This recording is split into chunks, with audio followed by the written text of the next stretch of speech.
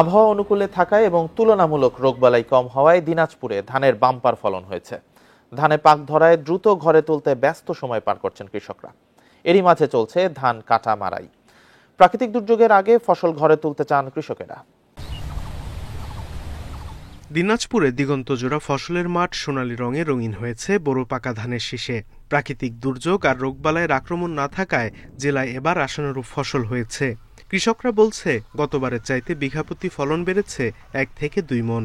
চিকন জাতের ধান বিঘাপ্রতি ফলন হয়েছে 22 থেকে 25 মন। কৃষি শ্রমিক ও হারভেস্টার মেশিন দিয়ে চলছে ধান কাটা মারাই। ধান উৎপাদনের সকল উপকরণের দাম বেড়ে যাওয়ায় ধানের ন্যায্য দাম পাওয়া নিয়ে শঙ্কায় কৃষকরা।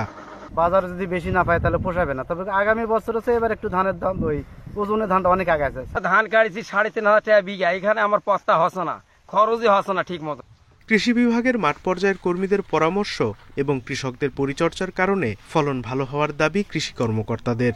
পোকামাকড় কম হয়েছে, কৃষকরা সঠিক পরিচর্যা দিয়েছে, আমাদের মাঠ পর্যায়ের কর্মীরা অত্যন্ত সচেতন ছিল, কৃষকদেরকে পরামর্শ দিয়েছে এবং কৃষকরাও সচেষ্ট ছিল। ফলে কোনো ধরনের ক্ষতি তো হয়নি, বরং আবহাওয়া অনুকূলে থাকায় এবছর ফলন খুবই ভালো হয়েছে।